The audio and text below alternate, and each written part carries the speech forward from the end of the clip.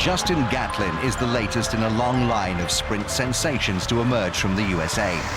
Gatlin got a good start. Look at this man coming through now. Gatlin. What a fantastic performance from Gatlin. It's all about Gatlin. Ultimate goal is to be one of the best sprinters in history. And what a fantastic performance from Gatlin. And look at the time. Is the American leading the Jamaican at the moment? He knows he is the world champion. Justin Gatlin is the world champion here in London. Hey, what's up, everybody? We're back with another episode of Ready, Set, Go. We in the building, man. RSG. You know who my co-host is, man. The one and the only Rodney Green.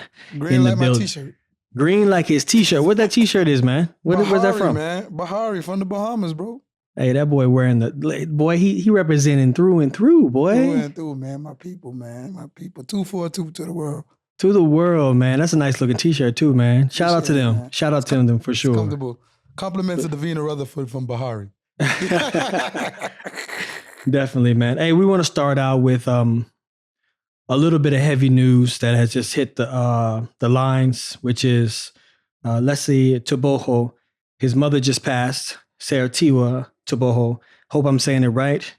This is something that happened between the time when he was in LA racing for the Grand Prix and up to today when the news dropped. So we want to give our condolences to him and also his 12-year-old sister that's out there as well.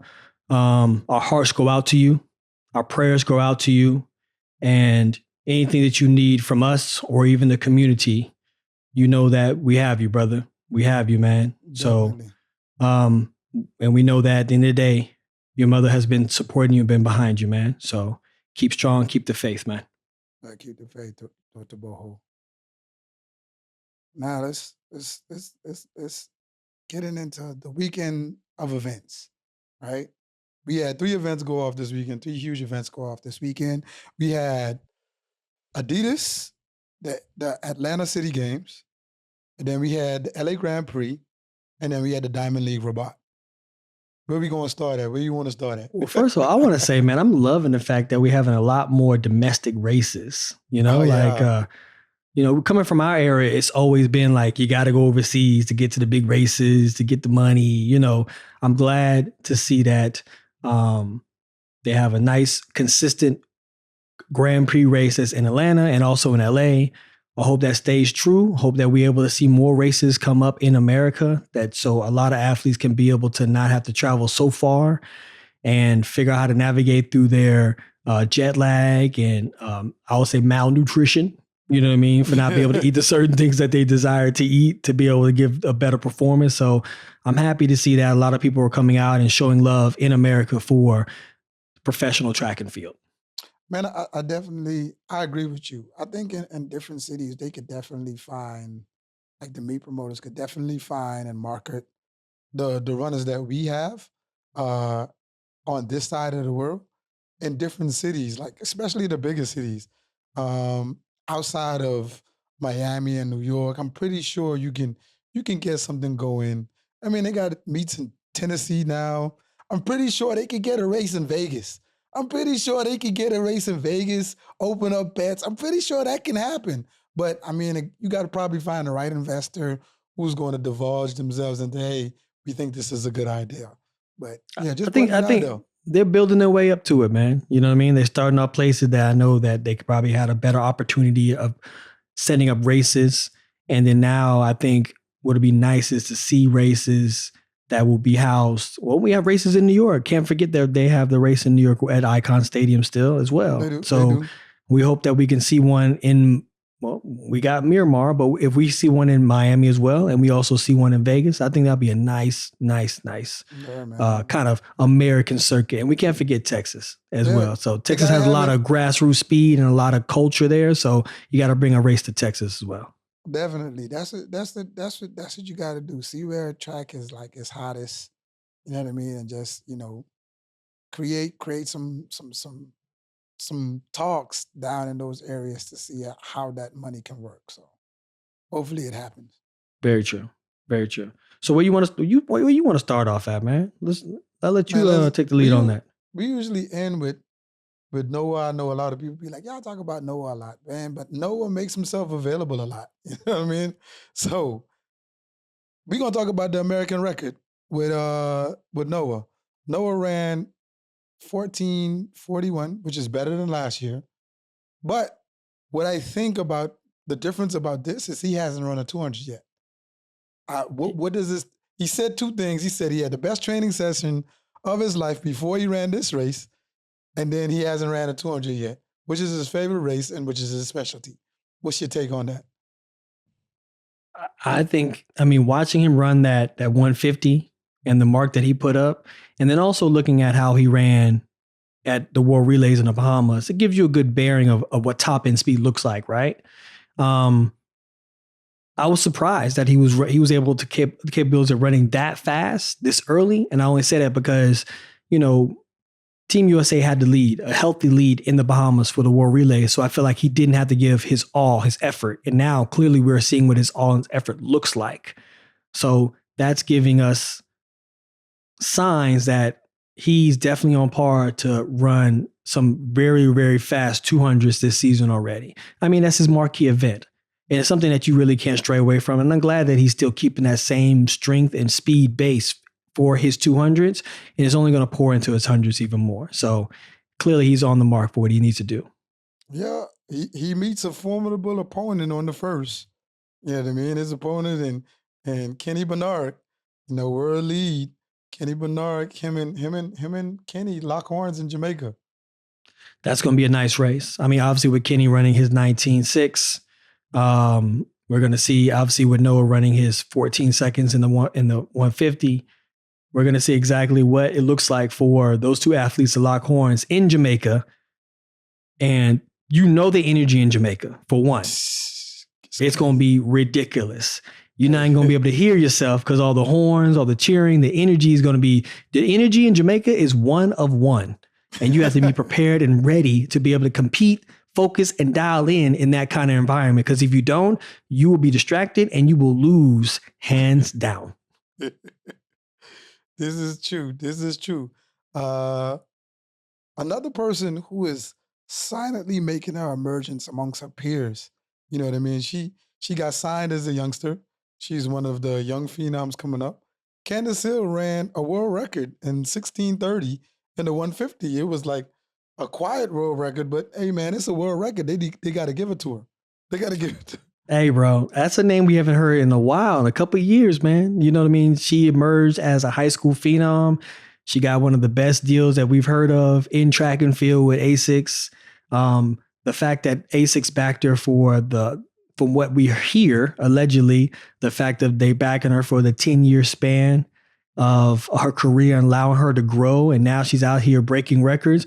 I hope that she does really well going into the rest of the season. She finds her groove and she goes out there and runs very well in the traditional 100 and the 200 as well, man. What's your take on it, man? She trains down there with the LSU Tiger Olympians now. So I didn't know that. Okay. She's over there in LSU in Baton Rouge. That's where she is. Unless somebody's going to correct me. I think that's where she is. I really have a strong idea that's where she is. But she's run some of the best times since she's left high school, man. She's already ran 11:02. You know what I mean? Which is pretty close to a PB, I think, of 10:96. Yeah. So, she's ran 11:02 and then she runs 16:30 in the 150 and she's really good at the 200. So this is really her most successful season, I would say, thus far of her running in her professional career. If you were to say how long do you think that she's been over at LSU? Like for at least a year, 2 years, maybe 3? I think she's been over there for 2 years. You know what I mean? And anybody know when you go into a new program, sometimes a program takes into you like that first year you explode. But for some runners, that second year is your cemented year when you actually start to climb your way. You understand the program, you understand the cues from your coach and what you need to do and what's the expectations of how they want you to complete things. And then that's how you become the cream of the crop. You move from the bottom to the top. You get acclimated. Yeah, you get acclimated that second year. So you understand the rhythm of how the workouts go, the cycle, your energies is kind of parallel to what the workouts are. But I tell you what, bro, one thing is I think we all would have took the opportunity of turning pro out of high school Like, you know what I'm saying? Candace has, Allison has, Noah has, and a couple other athletes, Arian has as well. But bro, you know it's going to extend your career. Like, yes. You're running at a high level for many years. So when people be like, man, how you talking about you tired of running track? Bro, I'm 25. I've been running professional track since I was 17, bro. That's a long career already. That's a healthy, long career already. Yeah, they get, when you think about it, and I encourage all the young kids, if they sign into the 6-figure deals, like Marshawn Lynch say, save your chickens, man. Because if you come into a six-figure deal as a teenager, ain't a lot of jobs out there that give you 6 figures right away. A lot of the athletes who we know who had 6-figure deals, like if they had degrees, their degree wasn't even paying 6 figures. So when they go back into the real world and start working in their degree, it's a pay cut, which they didn't realize, you know what I mean? You making out there $250,000, $300,000, $350,000, then you start working in your degree and they say, yeah, we have a very good package we're going to give you at $80,000. Like, oh, what? Exactly. So you're saying like, get it when you can, basically, and figure it out on the other side. Get it when you can, but create some type of structure for yourself, because there's not a lot of jobs out there that'll pay you what you would get as a high profile athlete in track and field. It's not a lot, especially if they go pro as teenagers, if they don't go to college, say they wanted to be an educator, or say they outside of engineering, doctor, lawyering, it's not going to happen. You're going to make anywhere from 60 to 90K, if that. I mean, which also prompts me, since you talk in that manner, which also prompts me to say that we see a lot of athletes that stay in the sport for a long time, past their expiration date, that we would say, right? And a lot of athletes and a lot of spectators probably wonder why. Like, why is this person still running, man? They out there getting 7th and 8th and 5th and 6th and things like that. Audience, you have to understand that this is quick money.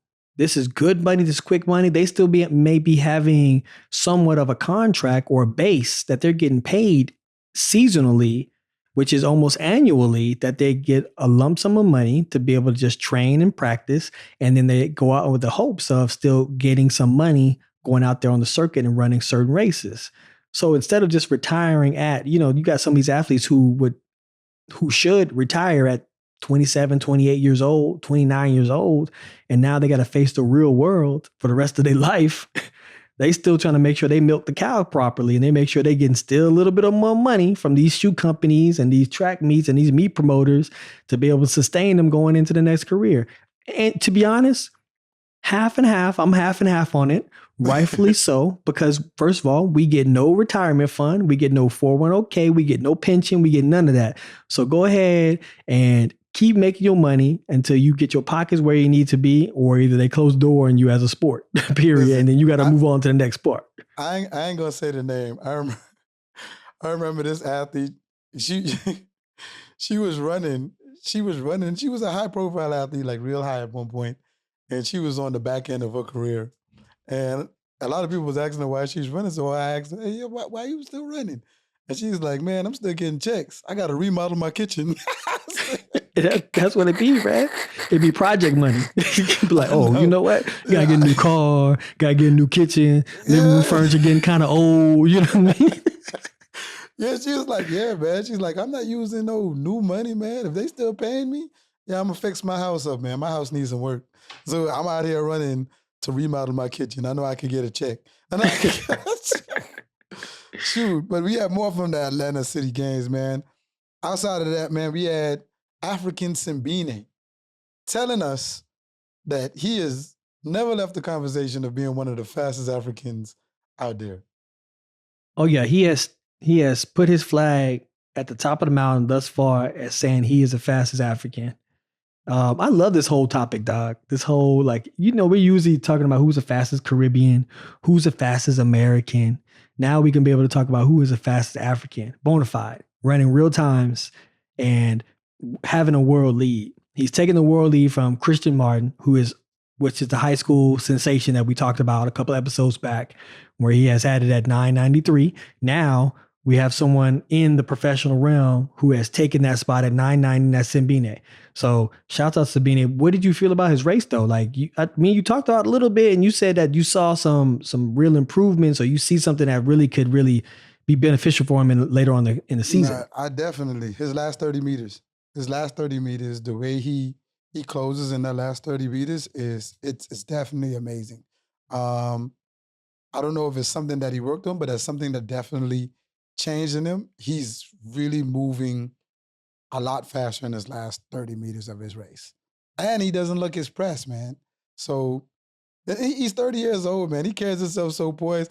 He reminds me of like he should be in a movie, like acting like he's Sam Cooke or something. Like he said Sam Cooke. He looked like he could sing. He looked like he could sing. He look like he's gonna have his hat on. Look like he's gonna have his hat tipped to the side a little bit, a little smoothness. He always say it so cool, man. He always is like, you know, when T asked him the question, you know, about being the fastest African, she was like, "Did you insert yourself into the conversation?" He was like, "Yo, I never left." So he's like, you know what I mean? So and that's the second time I seen him do something like that. Another time I seen him do something like that, a lot of the rapper dudes were sporting out there Richard Millie's, and he just posted on his page, he's like, "I've been doing this." And he showed his. So shout out to Simbine, man. I like his swag. It's that cool, you know, undertone. Like, I don't really got to say too much, but when I do speak, you gonna hear me. Exactly. These rappers ain't doing what he do, man. He works out and competes in a Richard Mille, bro. This is crazy. He puts his sweat and effort with the Richard Mille on, dog. They out there just flossing in the clubs, doing all that kind of stuff with the Richard Milles on, going to little shows and everything. Like, this dude really puts in the work with his Richard Mille on, man. He puts it to the test. And so fans know, man, Richard Mille, I guess, I don't know if the designer of the watch is a fan of track and field, but he sponsors, that I know, 3 athletes in track and field. He sponsors Johan Blake, and he sponsors Shelly Ann Fraser-Price.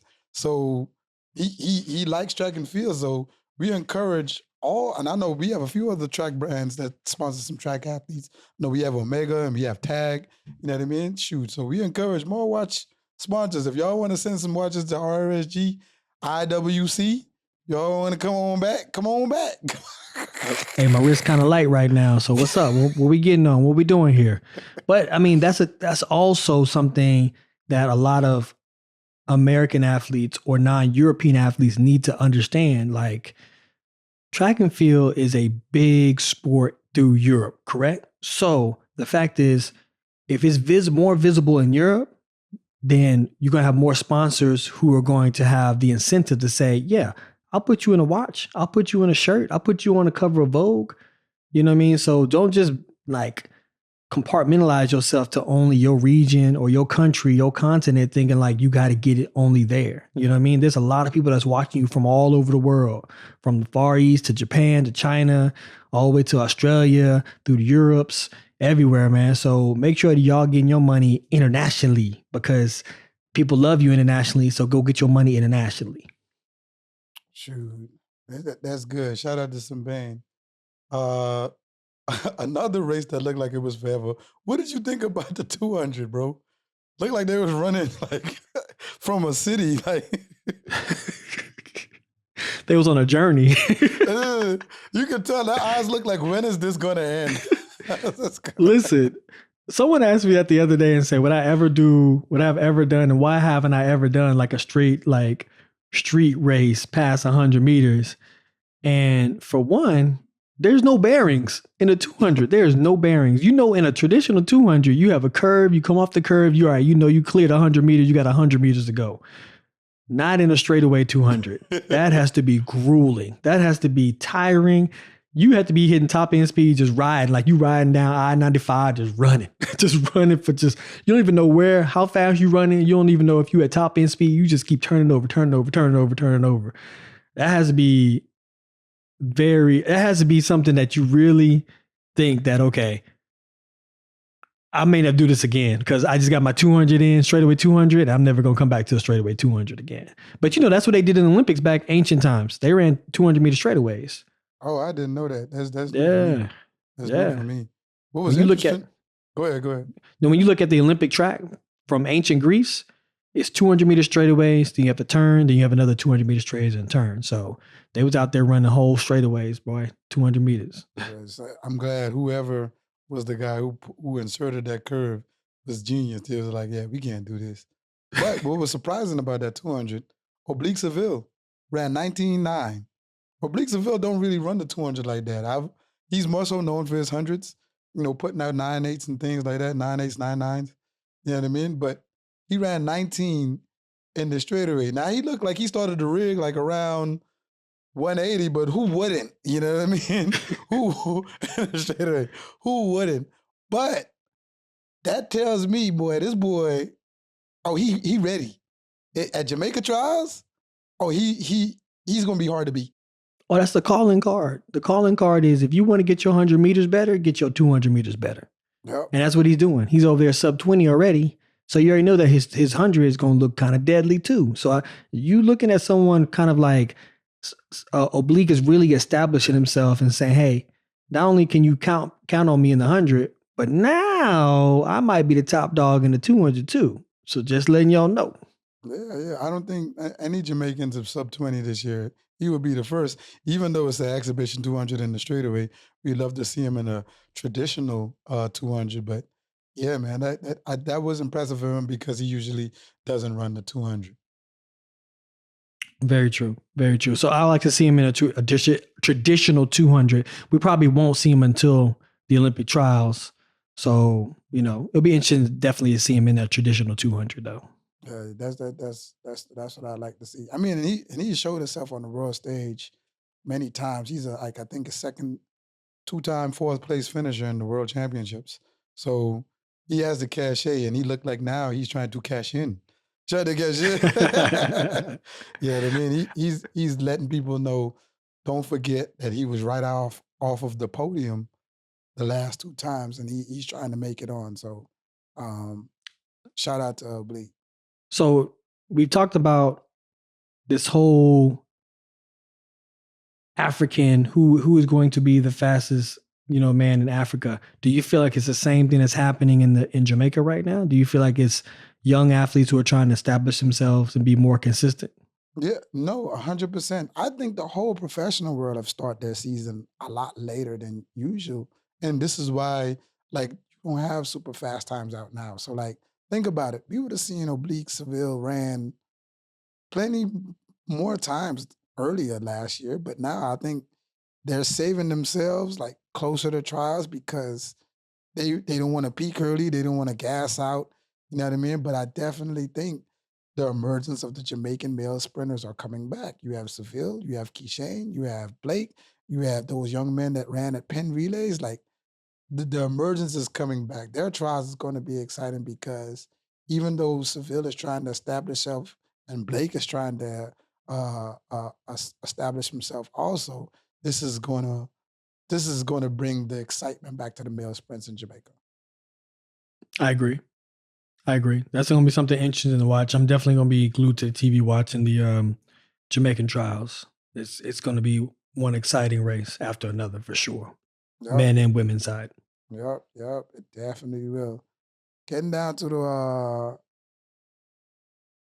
100, the women's 100. Man, Aleia Hobbs. She looks good, bro. She looks good, 1088? But it wasn't a press 1088. It looked like she's coming through and she's like, I got it. And I just gonna, run it through. You know what I mean? But 1088, she said her and her coach was doing some different things this year. They haven't ran as much races. You know what I mean? But she said it's working. It's definitely working.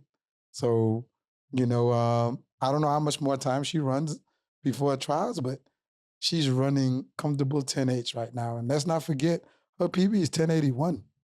So listen, at the end of the day, what I would do is if I was in her position and also as a coach, you got to know where your athlete is, and then you establish that point.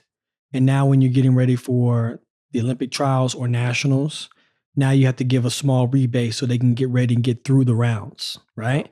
So, I mean, we know that she's in a 10-8 shape, right? So let's go back, rebase, give her about a couple of weeks, get her back down to the time where it's comparable to her PR or better, and then have her go out there and be able to run those 3 rounds, make sure that finals is going to be her fastest effort, you know? So, shouts out to her, man. I mean, I'm glad to see the growth between her and her coach and figuring out, because this is an athlete who is definitely long overdue of dominating the female sprints, because she's done it from the indoors countless times to the outdoors, and now her moment has arrived again. So hope that she's able to seal that deal and go out there. She's a fan favorite. We love to watch her run. She does a great job of doing it, and she just is so humbling when she does it as well. Yeah, definitely. Your favorite race that I want to talk about next, man. You know that race, they don't talk no smoke. You know what I mean? Former world record holder against current world record holder. I'm telling you, dog, the women's 100-meter hurdles is like a dice roll, dog. You don't know what's going to happen, dog. You got to be excited about that. Look, as a female hurdler, you got to have tough skin for one. You got to be a beast on the inside, and you got to be sweating a little bit because you don't know what the outcome is ever going to be. You know what I mean? You just got to go up there and give 100% effort. That's what that is, man. So shout out to Kenny, man. She did a great job going out there, staying poised, and she took away the victory with that one. Yeah, she definitely, it wasn't until like maybe the last 2 hurdles, she established, hey, back up. Hey, will you back up? This is my race today. This is my race today. You had your race already. This is my race. But funny thing about Toby, man, it don't matter how she races. Like, she could be as inconsistent as ever. Then that championship light hit, then she just turns on again and does something amazing. So we know Kenny will be ready by that time. You know what I mean? And the other hurdlers, you know what I mean, will be ready by that time. But man, Toby is just like a gamer. We've used that word a lot, but she's definitely a gamer in the hurdles. You can't count her out ever.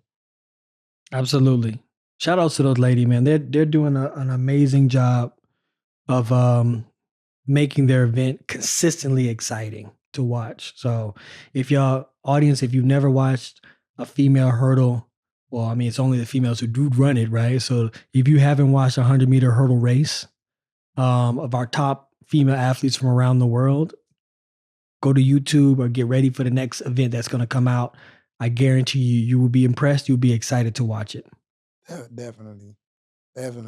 Ben's hurdles, man. Grant out there just being Grant. Running world leads, doing what he does, winning by landslides. Grant just out there just doing what he does, man. Shout out to Grant, handling his business. I definitely would like to see him I know they probably won't ever like try to put him unless he really, really makes his case in a final of a 4x1. But I'd like to see him in a prelim. See what that first leg split looks like, man. He starts very well, man. I seen him doing block stars with no one time, and it was overseas, man. He was getting it. He was getting it. You can never underestimate the start of a hurdler, dog. It's quick and efficient, dog. Listen, I've had my ass handed to me a couple times by a couple of hurdlers. David Oliver, Joel Brown, Dwight Phillip, Dwight Thomas, all them boys out there, they have efficient starts, and you have to when you become a hurdler. You know, you have to have a quick, efficient start for sure. Yeah, man. That's what we have for the Atlanta City Games, man. Shout out to Atlanta. We understand that you guys are putting on a show out there, and you're trying to expand on how to make that event a lot better, man. Shoot, we'd love to be there one year, man. Just putting it out there. You know what I mean? Now we're going to fly across the country. We're going to go 3,000 miles. We're going to L.A. I'm so impressed that you know that number, dog. That's crazy. Yeah, man. Listen, you fly over 2 time zones or something like that. It's like going to Europe. It's like 100% it is, for sure. It's like going to Europe, bro. Your clock is all messed up. If you go from the East Coast to the West Coast, your clock all messed up, dog. You knocked out at 8 p.m. like this. Listen, I was at World Championship. Nationals in Oregon one year, but I still was running like a track and field class like that I had.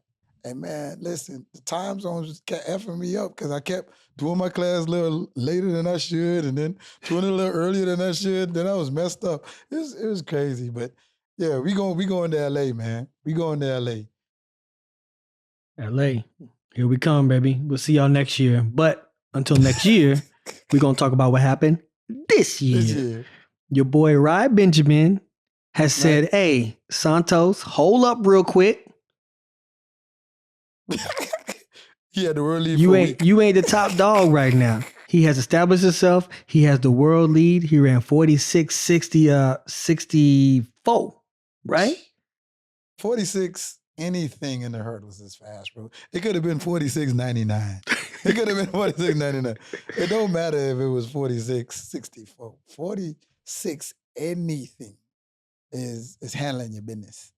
Facts. You know what I mean? He went out there. He dominated, coming on down off the 300, the last 100. He was basically by himself. You could tell he was just testing his legs to kind of see where he was at. You know what I mean? And he dropped that 46.6, and he was really happy with it. You know I'm gonna call this. Listen, Rai does this thing like LeBron used to do. LeBron used to wear the little sweatband, the headband. He used to play with the headband on, and then he took the headband on. And what they call him? What they call LeBron without the headband? No band, hoodie LeBron, no band, LeBron, whatever. My point is, that's the same thing as Rai. Rai is starting to run without that headband on. Rai is starting to drop some times. Rai is coming into his own. So I like Rai without the headband. I want to see him come out even more. Man, Rai ain't just dropping his headband. He's dropping his bib number. He told T when she was interviewing him, he's like, man, I ain't wearing that, man. That's a waste of money. He's like, I don't know why they keep spending this money. Man, this Nike uniform look fresh. He out there plugging for his company, boy. Hey, the whole suit, man. I don't want no interruptions at all. You hear me? He's like, you gonna see this whole thing. I'm not putting that paper on. He like this. Like, you see all this? Yeah, quality, dog. Just like my race, quality. Hey, but I can tell you who watching though. Warholm. He ain't sitting on twiddling his fingers. He not. This is facts. He watched the Santos and he watched Rai. And in his head, it's interesting to see when he steps out. You know what I mean? But for right now, King Ben is the man. King Ben is the man. King Ben is the man. Shouts out to King Ben. Definitely, King man. Great race, man. Keep doing it, man. Seize the moment when it comes, for sure. We have Sydney McLaughlin-Levrone dropping dimes out here. Nobody knew she was going to do that. But everybody knows, if you know Bobby Kersey, once you show up at the track, he ain't showing up with no half-ass work. The funny thing is like the announcers, Otto and Sanya, said they remember when Bobby said, we're coming for the world record in the 400-meter flat. Now, all of a sudden, she dropping these 22 O's in the 200 meters and beating a really solid field of 200-meter runners. And he said, look, we're going back to the 400 hurdles. So we're going to see y'all at the Olympics in the 400 hurdles. So the sky's the limit for her, man. I mean, you run a 22-0 against a very solid field, and you have one of the fastest times in the world right now, and you want to go back into a race that you have previously dominated, which you're going to probably most likely smash a world record again at some point in time, or she can drop down to the 400. Hell, at the time she just ran the 200, I'll put a little money on her too to go out there and win some races. She got the mental toughness to get it done. You're right. Did you see her post-race interview? She gave that same energy that you spoke about when you talked to her in person. You was like, why are you not happy? You should be so happy. She was like, she came up with that Kobe Bryant stuff. She was like, job not done. Yeah. She was okay with the fact that she ran 22.0 with a PR. She actually said, I wanted to run faster. So that means that times at practice have dictated and shown that she should be in sub 22 shape. Yeah. And if she's in sub 22 shape, God knows what type of shape she in for these 400 meters. Rodney, do you understand what I'm saying right now? Sub 22 shape. That means that she's rocking with the likes of the late, great Tori Bowie, Shanae, Sharika, Elaine, Shakari's, the Shippers, Gabby, Gabby's. Mm-hmm. You could put her in a lineup, a star-studded lineup with these other females who are specialized in a 200, and she still may get the job done. Man, listen, that girl is a beast. I'm pretty sure when she said I'm declaring for the 400-meter hurdles, some of those girls might have wiped the sweat off their brow like, whoa, child, shoot, you doing too much. You doing too much. Facts. Yeah. If I was in that situation, I definitely would have been like, hold on now. Okay. So another contender did not enter the ring. Okay, got it. Yeah, but another race that happened in down there in Aleia is Michael Norman opened up his 400. You know what I mean? I think, no, this is the second 400, I think. But he ran a commanding 44.5. But out of the, not to take his win away, I enjoyed USATF mic'd up Vernon Norwood. Did you watch it? Of course I watched it, bro. Listen, go and watch USATF. Vernon Norwood in the warm-up area, man. That man said, if I had hair, I'd dye purple. He said, if I had hair, you know my color my hair would be? Purple. He told, I don't know which athlete he told. He's like, hey, man, see you at 300. He told that to Karani. He said, Karani, see you at 300, dog. Standing by the porta potty. I think this is great because you get to see, like, the athlete's character. I feel like we're in a sport to where sometimes we get looked at like we're boring athletes or nobody, or even you. People look at you now on the pod and they're like, man, I didn't even know you was like that. I thought you was just some uptight, you know what I mean? Because it's for the track and field. They don't understand that we have our own fun personalities outside of track and field. If you talk to some of these athletes outside of track and field, you will find out a lot of us are funny. A lot of us are talented in other realms. They sing, they make clothes, they do other things, man. Just as well as we run track, we have other talents, man. So I like that they was able to showcase that, man. They should do some more of that.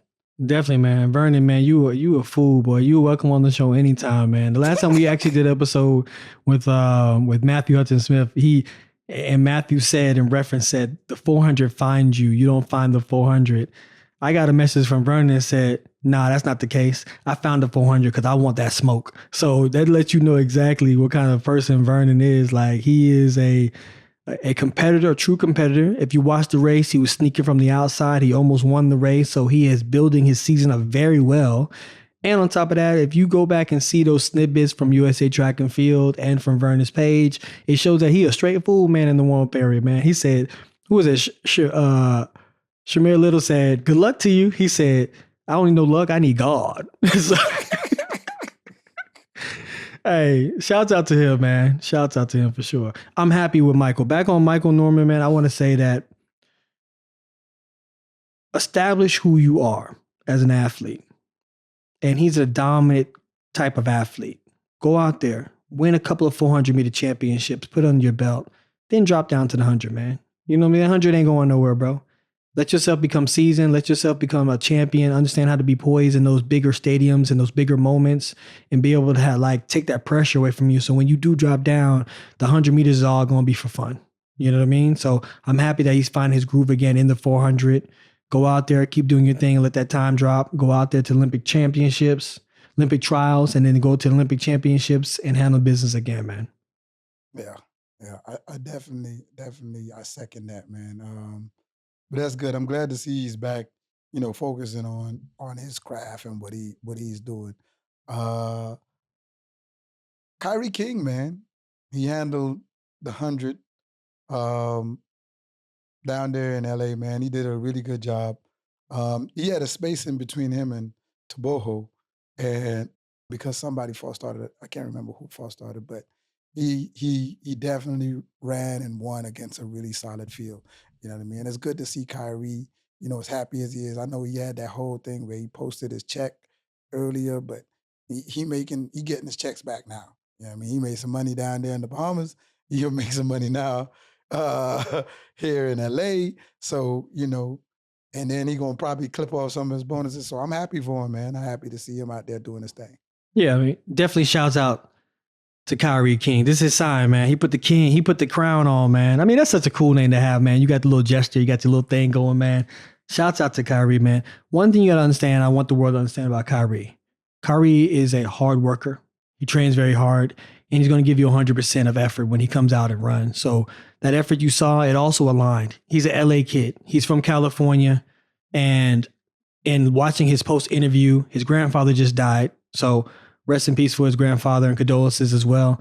But that race meant something to him, you know? So to go out there and run that race, give it all he had, 110% across that line to win that race in his home, basically in his hometown, you know, shouts out to him, man. Keep the ball rolling. You see what that win felt like. So go out there and obtain another win from that, man. So shouts out to him. He did a great job from all the other races from Doha on. He's actually climbing the ladder. When you actually see an athlete who's starting to get it, he goes from getting fourths and fifths now to getting seconds and thirds. And he's really, really working hard to be able to obtain that top of that mountain or top of that podium. So do your thing, man. Yeah, man. In the women's 100, it was definitely close. It was close between Mordecai Kinnison and Melissa Jefferson, man. But Melissa Jefferson, you know, she been getting does all season, man. I can't. Has she been beaten this season? I don't. She's been beaten once. She's been beaten once. Once by Tamari Davis. She's been beaten once, yes. She's been beaten once. But, man, her top end's crazy, man. Her last 30 meters look amazing also. Shoot, just so people know, Kyree King and Melissa Jefferson are from the same camp. So, though both are Star Athletics athletes, Dennis Mitchell athletes. Yep. So, we just put that out there. Shout out to D. You know what I mean? He's doing his thing down there in Mount Verde Academy. So, I mean, first I want to say happy birthday to Mordecai. The day before the race was her birthday. So I want to say happy birthday to her and hope you had a great birthday going forward. And I know you wanted that win for your birthday. So many, many more in the future as well for you. So Melissa, man, the transition and the evolution of Melissa, I've been enjoying it, dog. I mean, watching Melissa come from college, getting that championship at nationals, and now going over to a coach that we both know that kind of really leans on the fact of the mindset, making you aggressive for competition, turning that fire on inside you. That's a Dennis Mitchell. And watching her compete, he's ignited her fire. She actually has talked about it in other interviews where she talks about how comfortable she is and how happy she is being in a camp that she's able to go out there and iron sharpens iron. So watch out for Melissa. She has a lot more left in the tank. I think she's going to show people what it feels like to be an old school competitor again, because you know Dennis, he's an old school competitor. He wants you to go out there and punch people in the mouth. So when you come to the line, that's why you see we all be looking like this, mean mugging, angry, because he tells us before we get on that line, punch them fools in the mouth. So that's what Melissa's looking like. She about to come punch some fools in the mouth. Yeah, man, she definitely out there handling up business, man. I'm happy for her, man, because you know she definitely was looking for a place to where she could solidify herself and iron sharpen iron. So shout outs to her, man. Now we're gonna go to Africa, Rabat. And talk about, man. Sharika opens up a 200. What'd you say before? She dropped a mixtape. She in the chat now. Yeah, she in the chat. She dropped a mixtape. It's her first 200 of the year. A lot of people is like, oh, it's 22.8. You know, I always tell people that to travel to Rabat is very hectic, one. And two, I mean, you told me this. You always be like, it's hard to run fast out there. Oh, yeah. Two places I know that it's hard to run fast. Rabat and Japan. For You're sure. Like, I don't know what happened. As soon as I left Rabat, I ran 9. But at Rabat, I'm 10-1 all day. You be out there slapping your legs. Come on. What's going on now? Come on. Yeah, man. I'm not worried. Any fan who's be like, oh, she ran 22.8. We don't know. You could sound crazy as hell. One, her coach is very smart at what he does. And he said it all the time. The only time he tries to peak an athlete is trials and championships. When you see them running through all these meets, they running with heavy legs. They basically training through these meets. They just getting it done. So, Fredo said he does not taper for these meets. He does not care. You know what I mean? You always said that. You always said that, first of all, you admire, obviously, the buildup for his athletes that he trains. And you always said, look, what y'all see right now, y'all only see an illusion, because right when they finish getting that load off their legs from the gym and all that heavy training, that endurance training, speed endurance and everything, and it's time for them to fly, don't worry. That 22 high is going to turn into a 21 low really quick, and you're going to see the same thing in that 100 meters. So everyone hold on to your seat, because you think it's all right now. It's about to get real, real spicy soon. Yeah, and it's about 6 weeks out. So I definitely don't see 22.8 at their trials. I mean, Sharika she's going to put up good numbers. Shoot, and the men's 100, we had the grass down there. He got beat by Emmanuel, what's his name, from Cameroon? Emmanuel Isimi. If I say it wrong, from Cameroon, Cameroonians, if that's what y'all call ourselves, let me know. Correct me. He won with a 10-11, man, but I just felt like when you watch the race, he's maybe about 2 or 3 lanes over, so he's outside of DeGrasse's peripheral. At the end of the race, you can see DeGrasse going through 80, 90, and at 95, DeGrasse sees him. And he's like, oh, he sees him over there in like lane 8 or lane 7. But it's too late at 95 meters. You can't do that. Ain't nothing you can do, man. It's all momentum there. Man, Emmanuel was about to go in and he about to take his last slapping hands and everything, boy. DeGrasse is looking like, you run that junk back, you ain't going to get the same thing. I bet. Put money on it. Run it back. But ain't no running back, man. These one-offs in the Diamond League. Facts. I think, was there a meet in Rome this weekend as well? I don't know. Because I heard sources say that Marcel Jacobs ran too. He ran 10-0. Ran 10-0, I think maybe 10-0 around that time. He might have, but yes, he did. He ran 10-0. He ran 10-0 this weekend, and he meets up with Fred in Oslo Diamond League. Yes, that coming up coming up very soon this week, I think, as well. Listen, we can't talk about them two without talking about Fred. Said next time he touches the 100 is the world record. No disrespect to Fred. I saw the comment. Somebody who commented right behind him. They was like, "You need to concentrate on trying to break 10 seconds." I said, "Bro, you know what Ferdinand called them? These keyboard warriors. Keyboard warriors, boy. The keyboard warriors. They wait in the wings for you, man. You understand? They be like this. They be ready." But he wasn't the only one. Marcel Jacobs went under that and just put the laughing emoji. That's what he did. But if you watch them for like years, ever since the 2021 Olympics, they've always been having Twitter banter back and forth. I don't even want to call it Twitter beef, because it's like Twitter banter back and forth.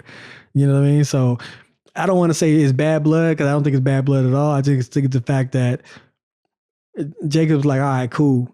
I'm going to do what I do. You do what you do. You know what I mean? And we're going to see what's going to happen, basically. So, well, we're going to see. They about to lock horns in Oslo in a little bit. So, and I'm definitely waiting to see if this world record, man. I ain't doubting Fred, but listen, man, shoot, that's a huge behind jump, boy. I mean, that's a half a second, boy, this year. I'm not talking about from your PB. I'm talking about what you've done this year. You know what I mean? That's a lot to call on, man. I mean, but Fred is one who could accept the pressure, but I don't know. This one, to me, I'm not doubting him, but I am saying that it is too tall of an order to call out 958 like that. 958 is definitely out there. He is a manifesting type of dude. And what I mean by that, if you watch a lot of his tweets and his Instagram posts, and I'm not just talking about this year, but I mean like from years back before he even really got established in the 100, he'd do a lot of this. He would say a lot of things that may leave people scratching their head, right? Now, for him to say next time I touch the 100, it's going to be a world record, tall order. Very tall order. That's what I'm saying. He was specific. I mean, I know that, but this one was specific. Like, yeah, next time. Yeah. But he's that kind of dude that he thrives from adversity, right? So what if it's a genius plan in his mind to create a lot of doubt in people and have those keyboard warriors firing off at him? So then that's going to help him in his training and get stronger and get better. And maybe he does have an opportunity to be back to be a top dog in that sport because he's using that ammo to be able to say, okay, you know what? This is what's helping me get faster. This is what's helping me become a champion. So I'm going to go back to that. I'm going to tap back into that. So all y'all haters, all y'all naysayers, wake up, get back on them keyboards and say whatever the whispers you want to say because I'm back on my grind. So he using his imagination and saying, I need y'all to hate for me to rise up. So, okay, you on his 50 Cent. I need y'all to hate.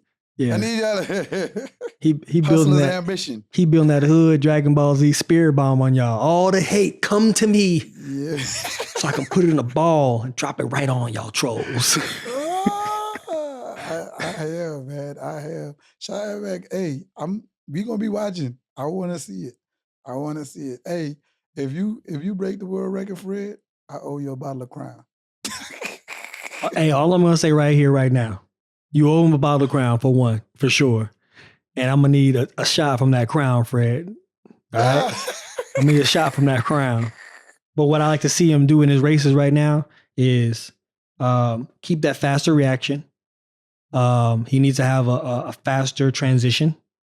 And I think from there, and make sure that his turnover is a little faster and his cadence a little faster going through that second half of the 100 meters. And I think he'll be fine. I think he'll be right back where he needs to be, breaking that, 10-second barrier that what the person said online. Be worried about breaking 10 seconds. I think fixing those small things in his races will help him get back to where he needs to be. Yeah, man. Yeah, that's how definitely our weekend wrap up. But we ain't wrapping up the show. We got some questions. I think from YouTube and from our mailbag. We gonna answer. You want me to start out, Justin? I'll let you kick it off, man, because I think one of them from the beginning, I don't even think this is a question, bro. Is this a question right here? Man, this looked like a whole... You see the one that says Lance Farmer? This thing looked like a dissertation, boy. What you do? I say, what?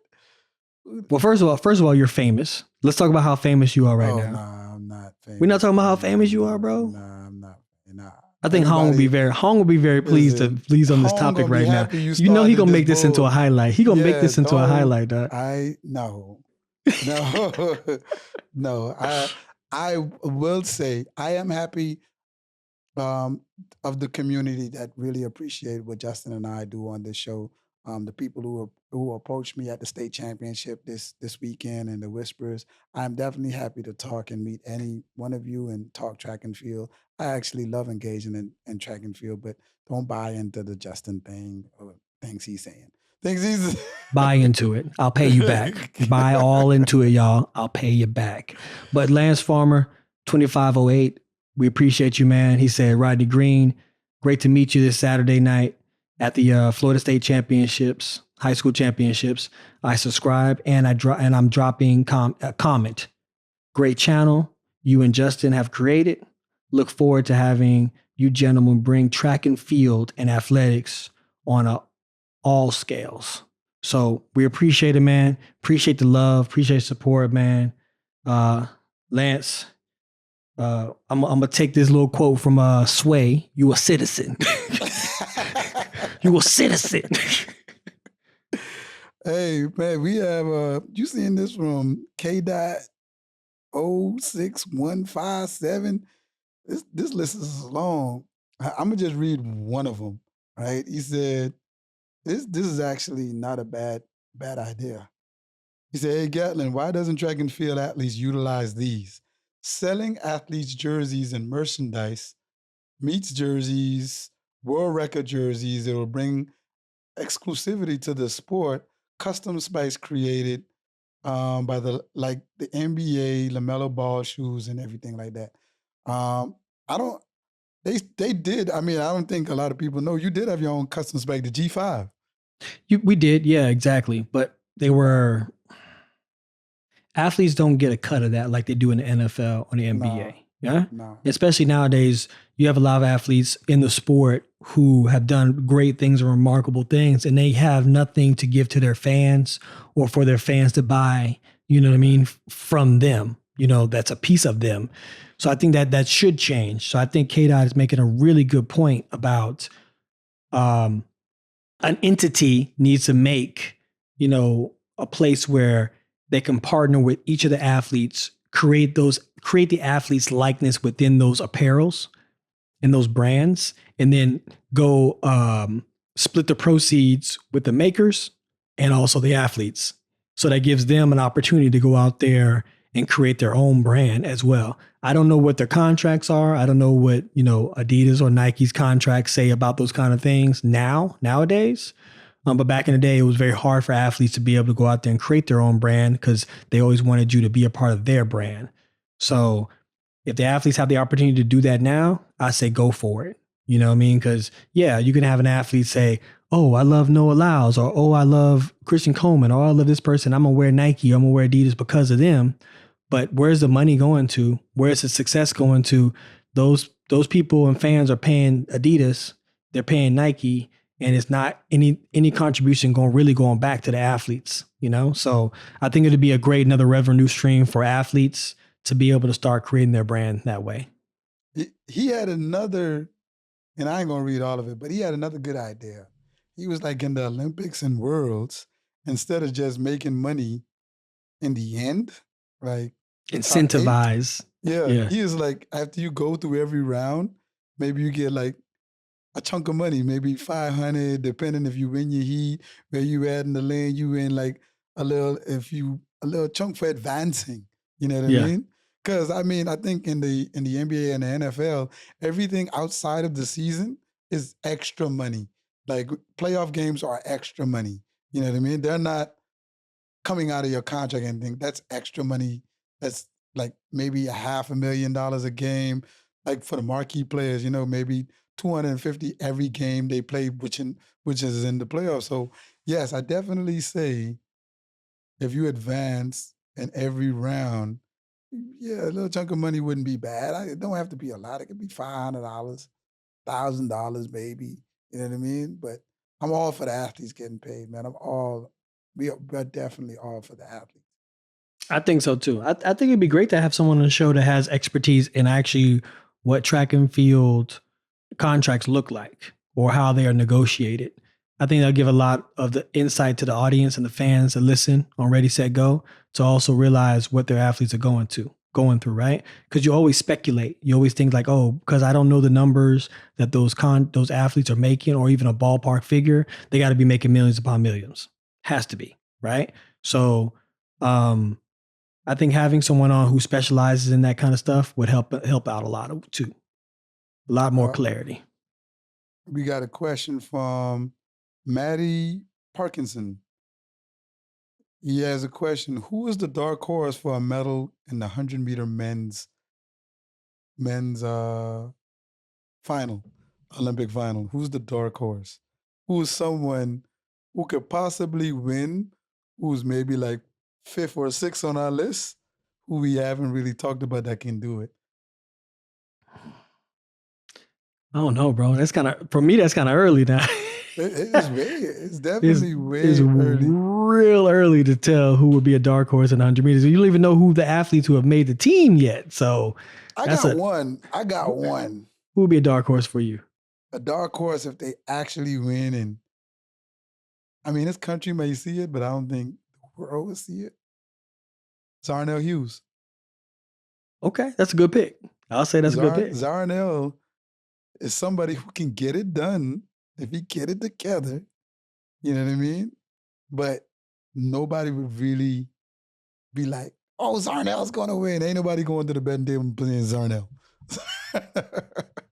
I can see that. That's a really strong pick. My pick right now would be Kenny. He'd be Kung Fu Kenny. I would see him as a traditional dark horse, meaning like he's not known to run fast hundreds or either a lot of 100 meters throughout the season. So seeing him in the Olympic finals in the 100 meters would be really pretty interesting to watch. I mean, he's that kind of guy who has a turnover who can consistently give you, definitely a 9.8 for sure. So that would be a dark horse category. I think Maddie Parkinson, I think we answered your question. So we got Kenny Bernard and Zarnell Hughes. I think we have one right here from Edwin N. Floros. He said, should the Olympics have a team title for track and field? Nah, I think no. Because USA always get the most medals. Listen, I am a patriot of my country. I love representing the team USA, right? But no, it would not be exciting at all because you had to understand how it works. So you have, let's just say you have like Team Canada. They're always going to bring less athletes than America, even though they have, DeGrasse and Aaron Brown and so on. Same thing with Jamaica. Same thing with Botswana now. You have these countries that have the star-studded athletes that we love to watch, but don't have the numbers that's backing them when it comes to other athletes that's going to support and bring numbers and help the team win a title. Team USA is, but number-wise on paper, are always going to win the team title unless somehow you have Great Britain, France, the Netherlands, or something like that who have assembled such a Avenger-style team. But it also prompts me to say, what do you feel about countries buying athletes? Are you against that or are you for that? I think the country got to feel about that. I mean, the countries want to see their flags, and I get it. If you don't have those athletes in that country, I'm all for it. I'm all for it. The only thing is, I'm for it because those athletes, if they feel like, oh, I can make a team over here, and that country and that person made some type of deal, you know what I mean? They would want to bear that flag because it'll be like a real draft. I drafted you to the country of Uganda to run for us. Facts. If Uganda say, hey, we're going to give you $80,000 to run for us, man, you're going to raise that flag if you win anything because when you was running in another country, they wasn't giving you nothing. So this is a country who will be like, man, we see you. We'll bear your citizenship. You can have a house here and train here or train where you need to be. We'll support you. The only thing you have to do is bear our flag. I'm with it. And also it would definitely help eliminate the fact of, and you said this and it went viral. USA is the only place, it's one of the only places that you can run 9.9, you'd be sitting at home. So I think that these other countries that are looking for athletes and be able to have athletes represent them, sometimes you got to look past the patriotic aspect of things and say, let's get it done first. You know what I mean? Let's build up our awareness in the sports world of track and field. Let's try to get on some podiums. Let's try to get on the Olympic stage in the proper way. And then from there, if it comes down to the fact of now you have cultivated athletic system or a regimen that's working for your country, and now you have people who are homegrown, really getting it done now, then you can say, hey, we're going to keep it in country. We're going to keep it in house. But until then, I'm for it, bro. I'm 100% for it. You got to get that jump started. So I'm definitely for it. I want to see more countries. I mean, it's so funny. Like, the Olympics is all about every country in the world, but every country isn't really represented. We haven't seen all the countries like on that stage. Like, if you're not in the semifinal or the final, they have a thing where they have like the event in the morning. If you didn't make the qualifying standard, you have to race early that morning before the heats to drop into the actual heats in the afternoon. So, but if you don't make it out of those heats, you you gotta find it, but like you ain't really, nobody really saw you. Like, you know what I mean? Like, Facts. so Listen, I get it. listen. We both agree. We for that. So no one's mistaken. Listen, the countries will benefit from it. The athletes who are not getting the recognition and the fame are now getting able to transfer and go run for a different country, make money, gain some success, and their career is not going down the drain, right? So definitely for it. So with that being said, Saudi Arabia, my friends, sign me up. I'll come out of retirement for them boys. Listen, Saudi, if y'all need us to come over there and coach, man, I mean, they send people over there before from Saudi to get coached. So I've seen some Saudis in LA before getting trained. So yeah, they got their little system. But look, man, we up for the challenge too, man. You know what I mean? So we got one from Marcus George, question from Marcus George. And I think we kind of touched on this before. We talked about what decisions go into picking the relays and why so much talent is left off. Could we just have too much talent? It's too much talent. It's just too much talent, man. That's what it is. We talked about how, let's just say Team USA has enough talent that they can make 2 relays, men and women, and still go medal out there and still both teams could medal for sure. It's evolved over time, where first place, second place, and third place only in the 100 meters automatically were on the relay. So me, Sean Crawford, Kobe Miller, and Maurice Green were all on the relay because we all came across that spot.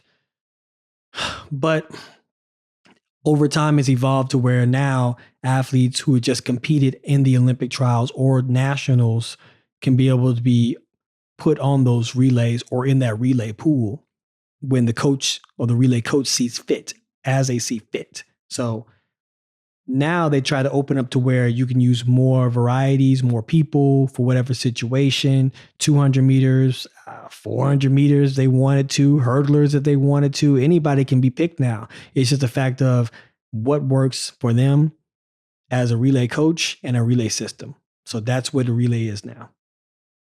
Yeah, man. Sure, that's going to be our last one, man. We definitely hope that you guys enjoyed our show. We hope that this was very informational, man. And y'all keep the comments in, man. We just want to say, since our last show, we jumped 1,000 more followers. We had 7K trying to get to 10K. Y'all like, subscribe for the next time on Ready, Set, Go.